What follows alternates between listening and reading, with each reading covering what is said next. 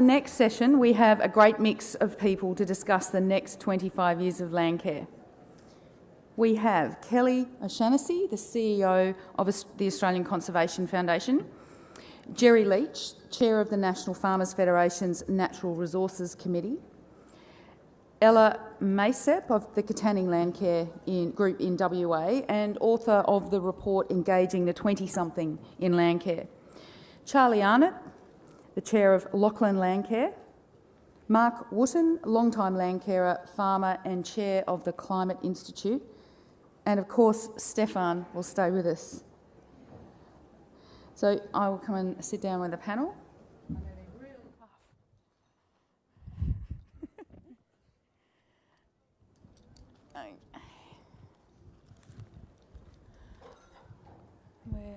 Yes, okay. Well, thank you for joining us today, panel, as we discuss the next 25 years of Landcare. So, Stefan, well, I might ask you, based on the 6 megatrends you've just discussed, which is one more important than the other for Landcare, for agriculture, or are they all just too interconnected? I think what Andrew says is about right. The point of interconnection is the opportunity, but the growth markets of Asia and the changing consumer sentiment, preference and buying power there is a big one. The growth opportunities, Australian agricultural demand will grow, but nowhere near to what it will in Asia, and 60% of what Australian agriculture makes is sent offshore. The other bits are around technology and what that can do, and then the ageing population dilemma, and in that I think is some innovation around how to attract young people back into the landscape to make agriculture and Landcare sexy again is very much what we need to crack. Okay. And Charlie or Ella, a Landcare panellist, which of the megatrends struck you as something that could impact on Landcare? I really like the Great Expectations one. I think that Landcare is in the hands of 3 groups: government, farmers, and also the less obvious one of the people living in the cities. And I think that's who have great expectations, and they're looking for more services now. And I think if they can tap into the primary reason why farmers are on the land, then Landcare has a great future. And the farmers aren't farming and living in rural communities because they want to plant trees and fix erosion. They're there to produce food and fibre.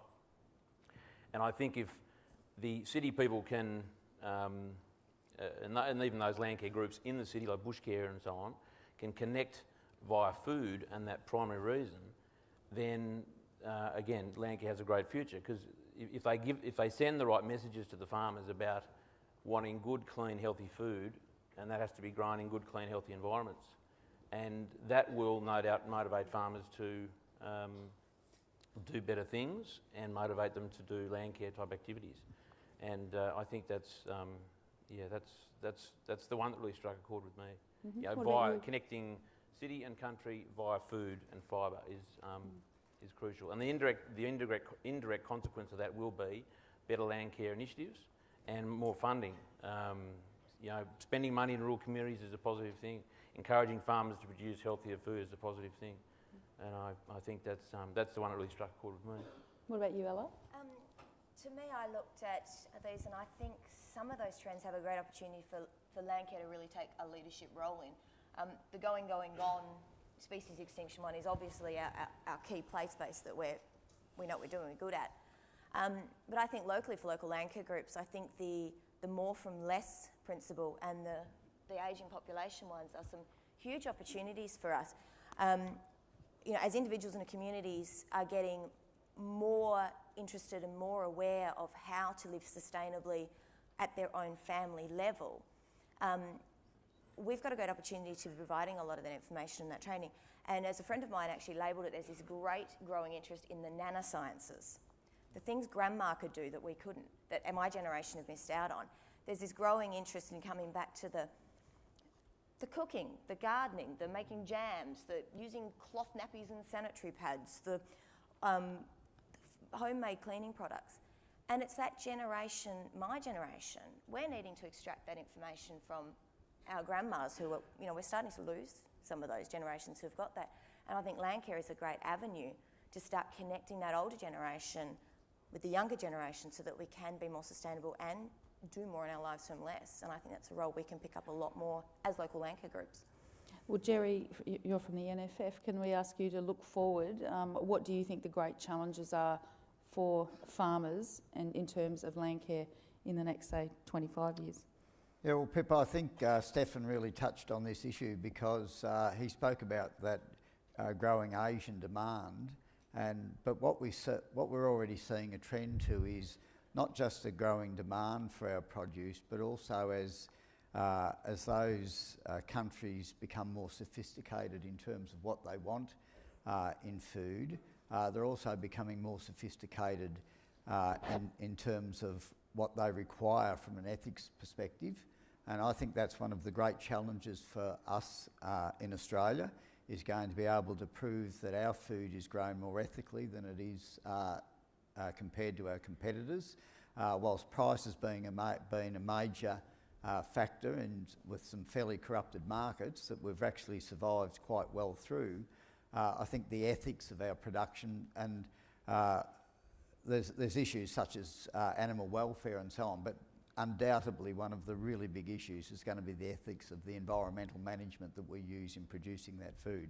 So I think that that's going to be something that the consumers, both locally and internationally, are going to really scrutinise into the future, and we really have to be on the front foot in that respect. And I think Landcare's actually put us in good stead because we've gone in the last 25 years from saying, gee, we've left the place in a bit of a, or we're leaving the place in a bit of a mess, to actually feeling confident now that we haven't just repaired some of the damage, and I'm saying some, we haven't repaired it all, but we are in a position now where we're anticipating what might need to be done.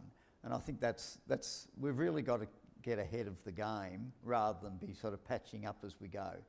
So I think that's going to be a really key factor for us in the future. And I think Landcare has put us in good stead that way, but we can't be complacent because we're always going to be on the edge in that sense, because we are competing with other countries who are not up to the same level.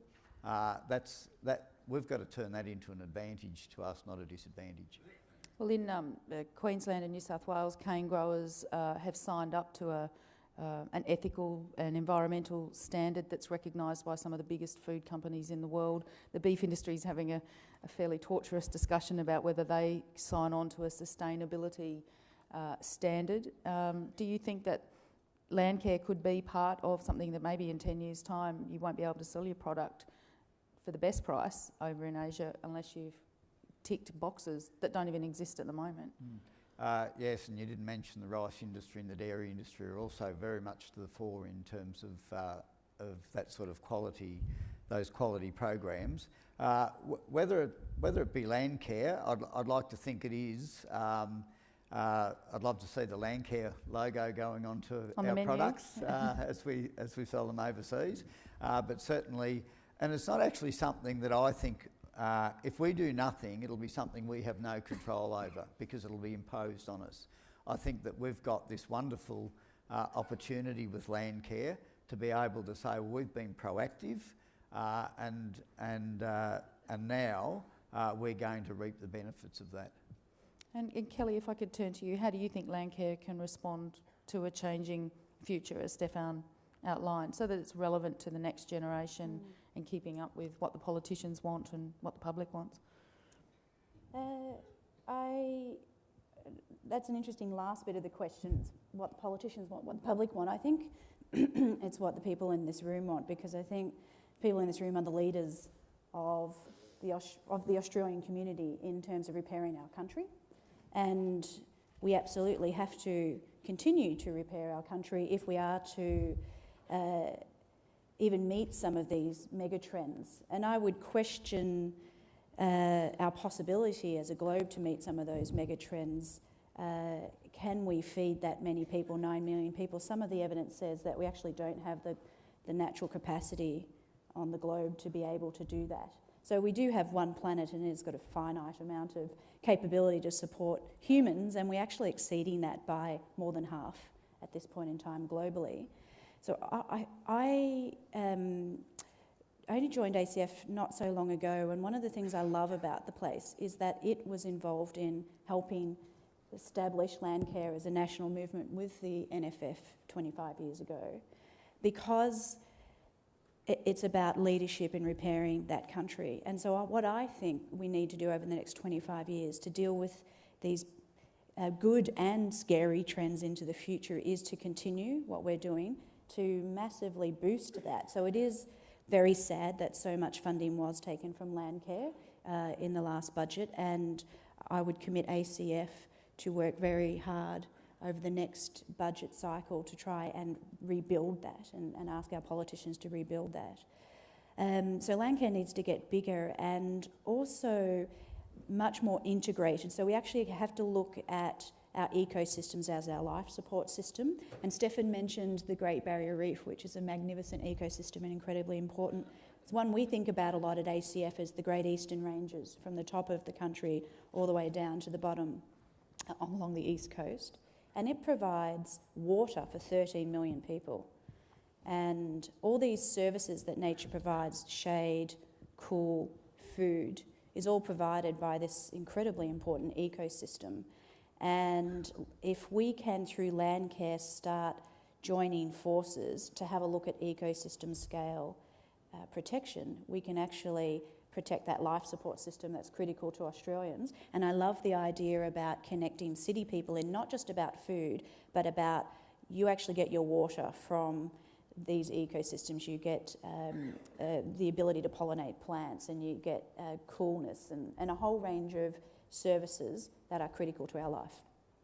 Well, Mark Wooten, if I could talk to you, does it reach a point, I've done a story on volunteering in regional and rural communities, and something that was mentioned to me was volunteer fatigue, that in communities quite often it's the same people who do the same things and they get burnt out. How do you cope with volunteer fatigue in Landcare when the job is so big?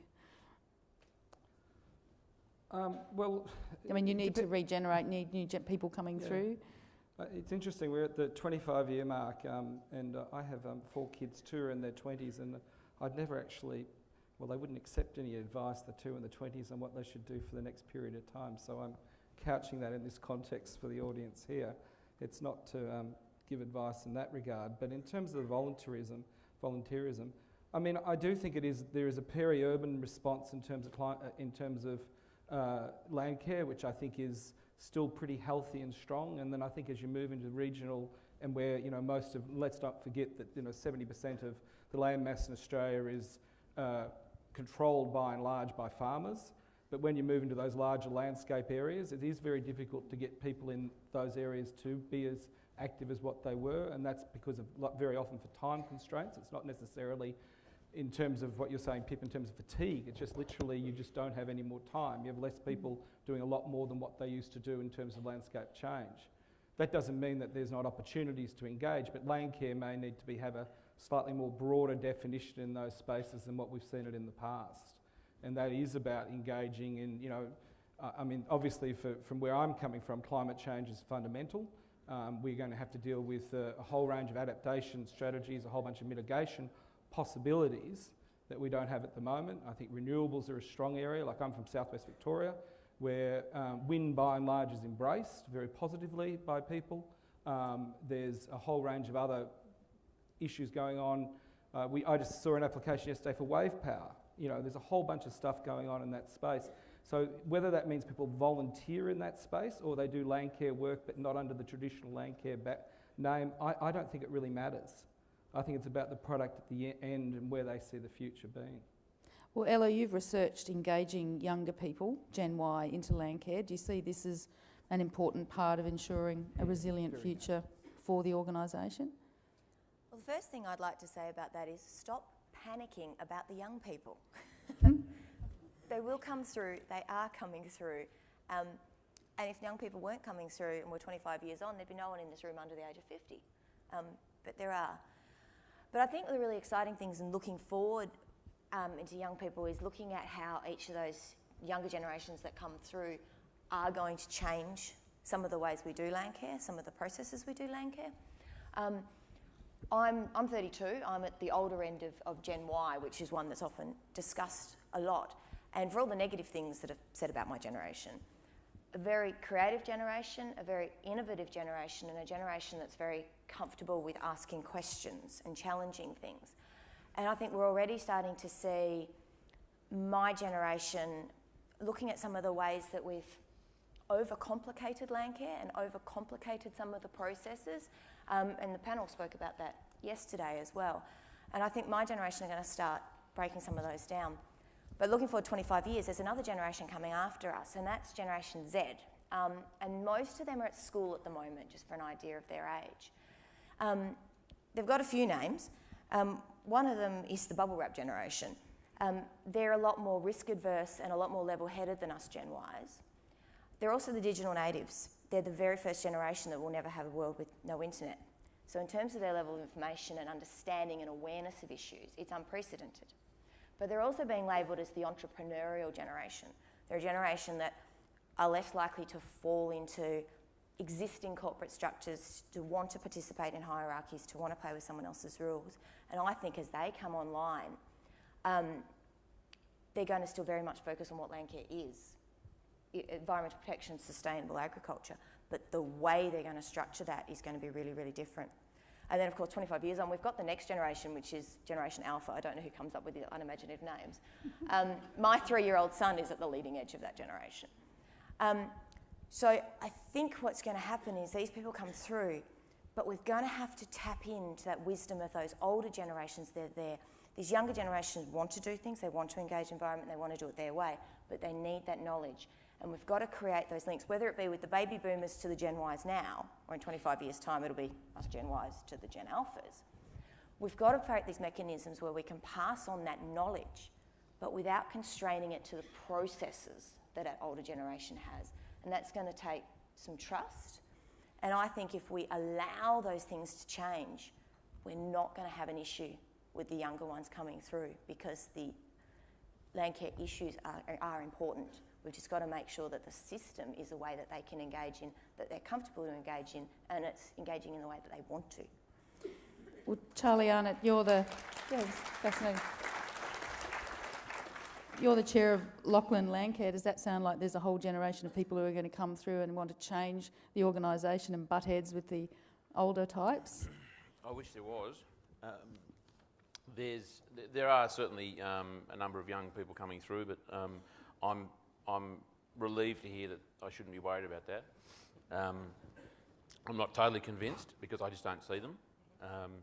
But I guess what does concern me is that I think when Landcare started in 1989, average age of Australian farmer was 45, and now it's 52. So that's a fact, and I guess anything we can do to encourage young ones to come in is great. I mean, my philosophy is get them early. And get them in school, and again, if I can go back to the food thing, you know, food is the commonality between city and country, and it amazes me when I watch Jamie Oliver and those sort of shows, the kids just have no idea about where food comes from. And again, if we can get them thinking about where it comes from and who's actually producing it, and what are those people doing out there to producing it? Yeah, they're making, you know, food and fibre, but how can they actually engage with those people, not just about the food, but how can they support those farmers, plant those trees and fix that erosion, and support those communities. And again, if it gets back to the Great Expectations megatrend, I think that, you know, that's a really positive thing, that young people are looking for that information. They want a service, they want an experience, and they want to know where their food's coming from. And I think if we can sort of amalgamate the two and get them in the middle of the circles there, we're on a bit of a winner. So having said all that, I'm really positive about the young generations. I think that we need to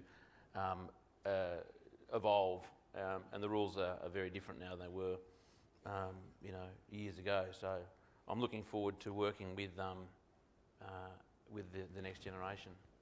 You just don't want it to be playing out like farm succession planning, where you've got generations that can't see things from the other point of view. No.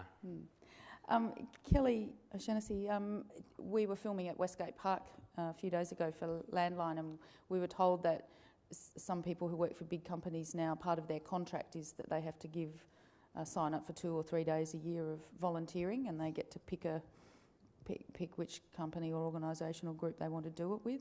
Do you see that perhaps that's going to become more and more common, and Landcare could get sort of labour through those sorts of things and engage people who would never have found Landcare other than they had to tick a box when they signed up for their new job? Well, businesses are certainly very strongly adopting this notion that they have to have a responsibility to nature, because they, by and large, understand they get a lot of their products from nature, so all energy, all water, all their resources that they use. And that is coming out through volunteering and funding programs from business. And I do think that will continue to grow, because I think the expectations on the corporate sector to care about the broader public and our broader environment will grow. What I always say to a business, though, is that your business model has to be sustainable.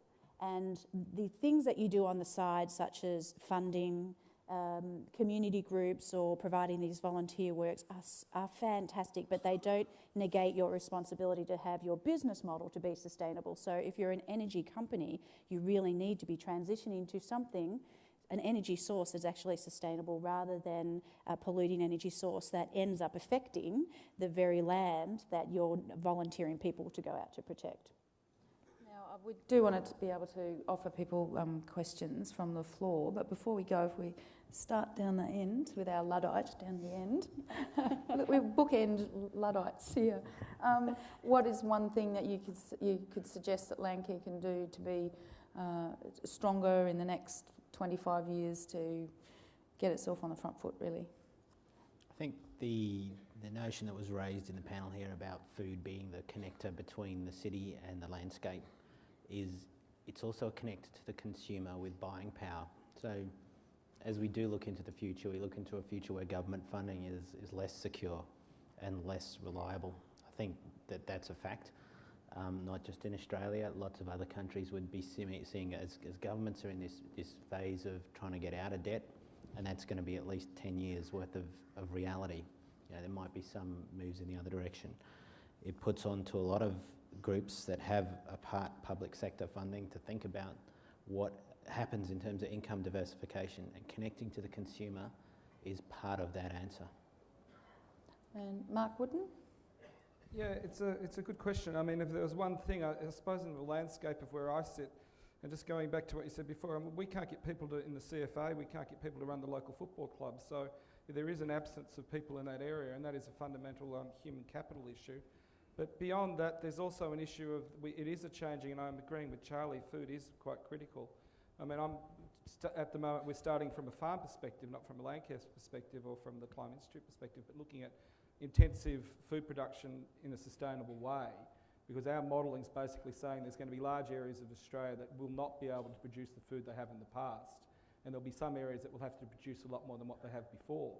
So where Landcare sits in that, in terms of making sure that the sustainable model includes a whole range of outcomes, including biodiversity outcomes, including getting rid of carbon pollution outcomes, I think it's a really fundamental spot to get into. But I think that we need leadership in this area. We need leadership, I'm arguing, probably going back, if you go back 25 years ago when Rick Farley and Philip Toyne actually set the whole thing up, there was leadership in a relatively bipartisan way. We've had good history of bipartisan success in this place, and perhaps we need to review that. I think that some of the conservation groups have distanced themselves, not by necessarily their own fault, from where we're at. They need to re-engage, and perhaps some of the farmer groups need to re-engage back on that national level as well. Okay.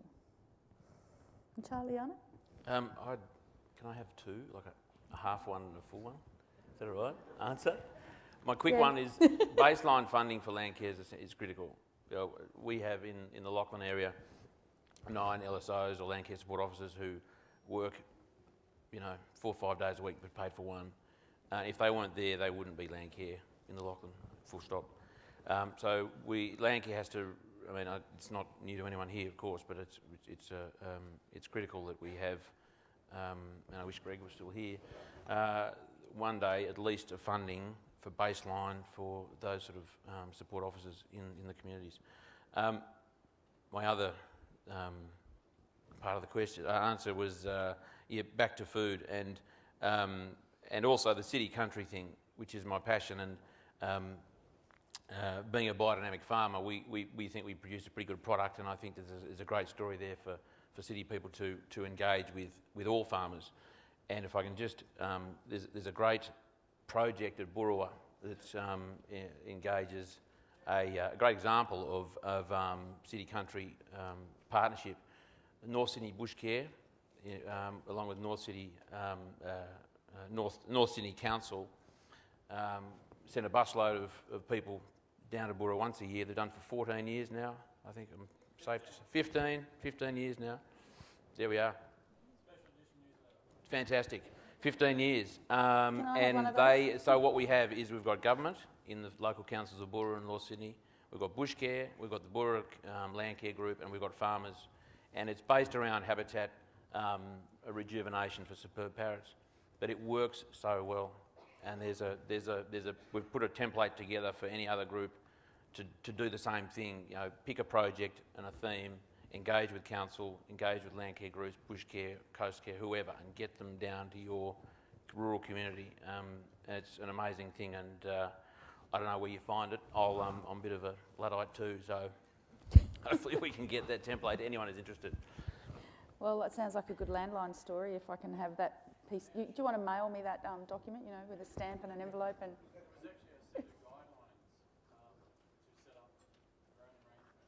That's right, yeah, but you're basically a template, yeah. We presented to North Sydney Council, we actually did a presentation on this 6 years ago now, when we fine-tuned the whole process. But it works so well, and they love it. We have bonfires, we have, shear a sheep, they plant some trees as well. You can't stop them, they get off the bus and just go nuts. It's fantastic. The whole weekend. Ella, have you got one thing that you think Landcare could do to make it stronger and more resilient? Yeah, and this is something we're doing a lot of talking about in Western Australia at the moment, and that is about changing groups' mindsets from being basically a charity, reliant on donations and goodwill and grants, and switching over more into a business model, and to, as was mentioned here as well, diversifying that income. I think that's something we're really going to have to do to go forward to stand on our own feet in these very uncertain funding climates, and it's something our group is working on, and it's something I've seen a few other groups here today that are making steps towards, and I think that's going to be a really important mindset shift for Landcare. Okay, Jerry? Your one thing. Yeah, thanks, Pip.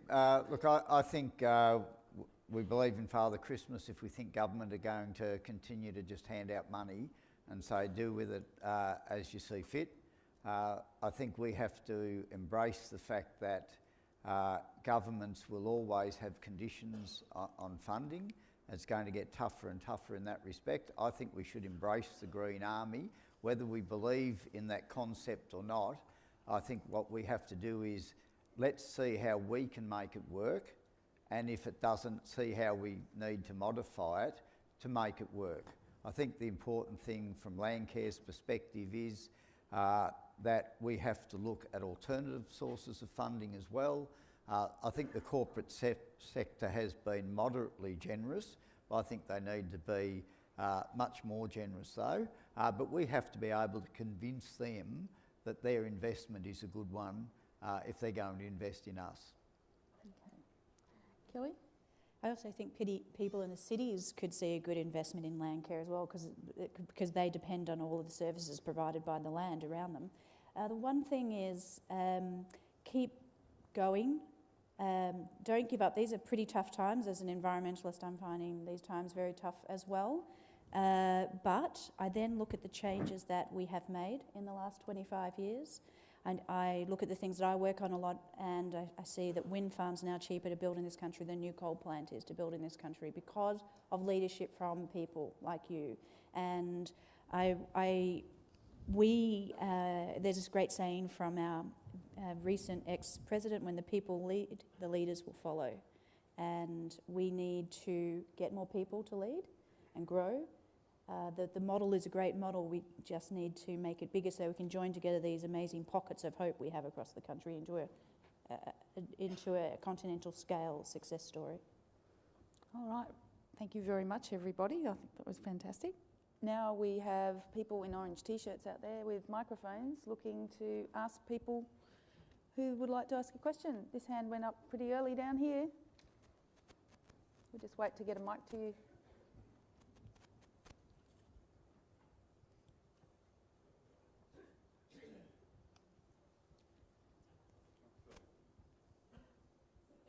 My name's Tony Gleason. We've heard from very many people over the last 2 days about the great expectations and the linking of consumers to food and what we might be able to do about it. I and my colleagues 15 years ago saw this coming, and we really do have a solution now because we've got a certification scheme which is a registered trademark for Australian agriculture and animal welfare, this sustainability, and it really is just a leadership thing now. And particularly I'd like to ask the panel as to how we might be able to get it operating nationally.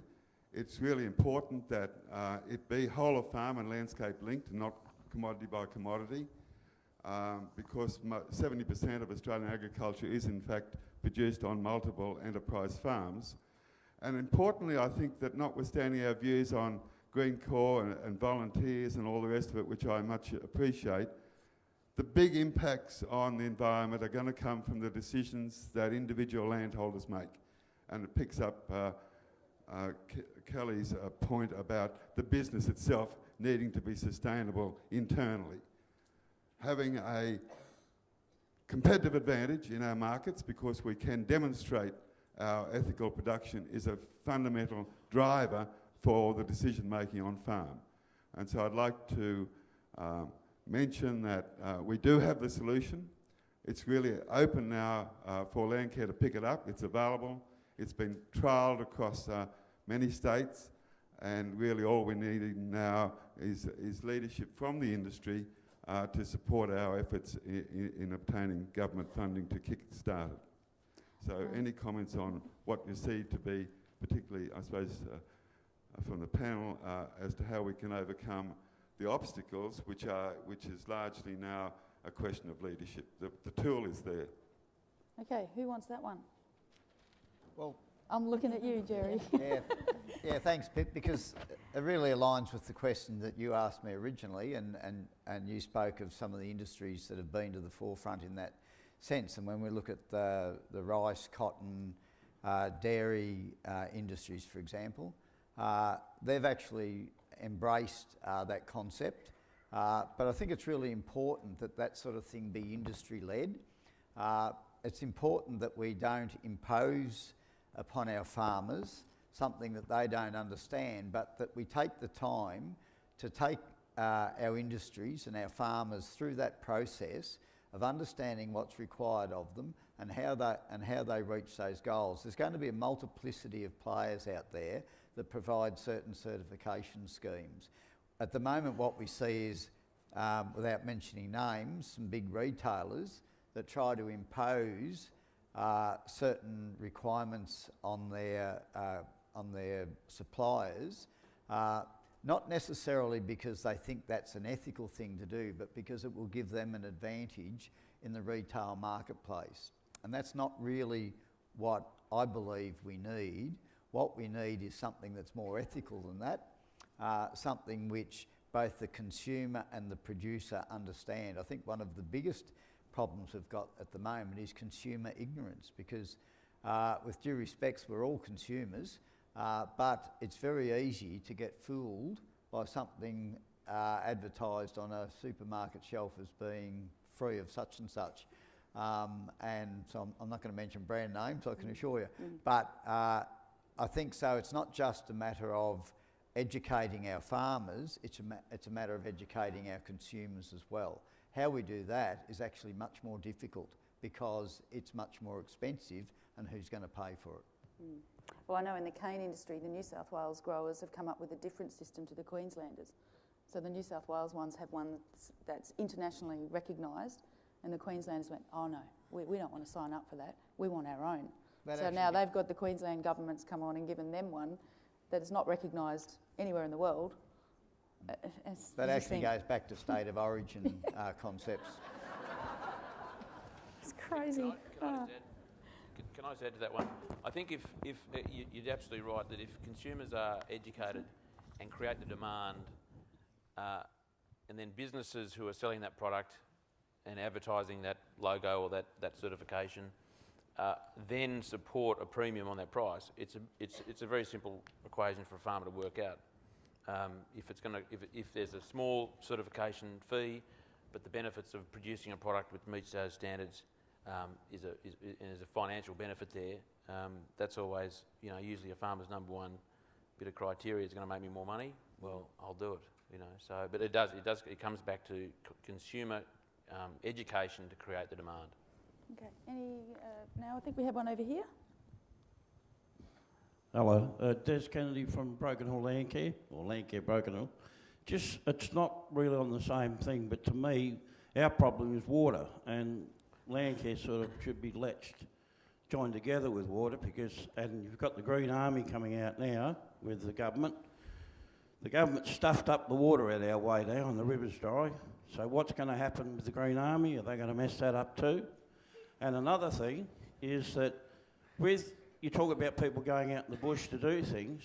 In the whole West Darling and all over Australia, there's backpackers that come and work for properties, help with Landcare, do everything. They're all people from outside Australia.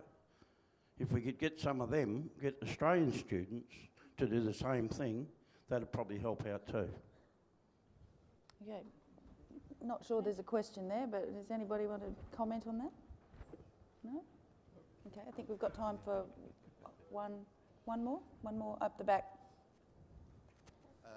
Grant Flanagan from Kangaroo Island. I guess this is more of a comment than a question, but I've seen a lot of young farmers come back to the island over the last 4 or 5 years, and to me, they're not really interested in being involved in Landcare groups. What they're trying to do is position their businesses to take advantage of those mega trends, and they're really focused on driving their businesses to put them in the best position they can. And so I think, from that point of view, they're playing their role in the Landcare scheme. And I think, if our demographic is getting older, then we should, in general, then we shouldn't be too surprised that our Landcare demographic is getting older. And I think that if the generation Zs and Alphas may well be the ones that use their ethical preferences to pay a premium for the products that farmers produce, and are more likely to be the ones that will take up this crowdfunding based on those ethical issues. So their role may not be to get out there and actually do the work. It might be to provide an economic and a political support for the movement that we don't have now. And you can see that wrap-up sign and they're getting annoyed with me, so can you make it quick? Yes, I agree.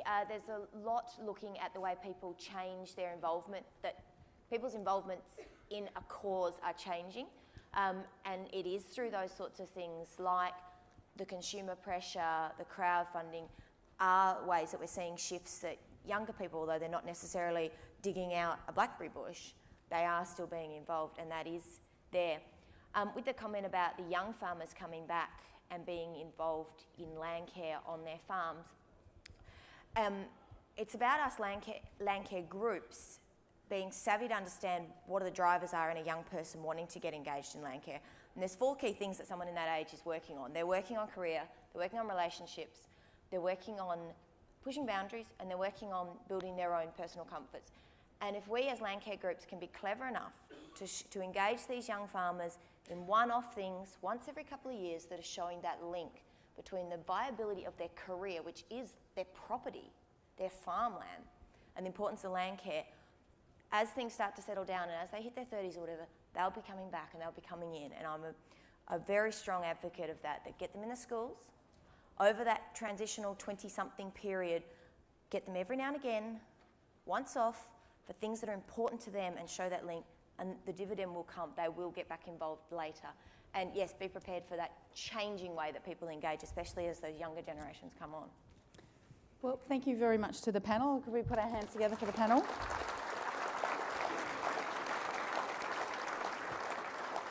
So it's time to take a break, but there was one question on Twitter. Could everybody under 30 please stand up?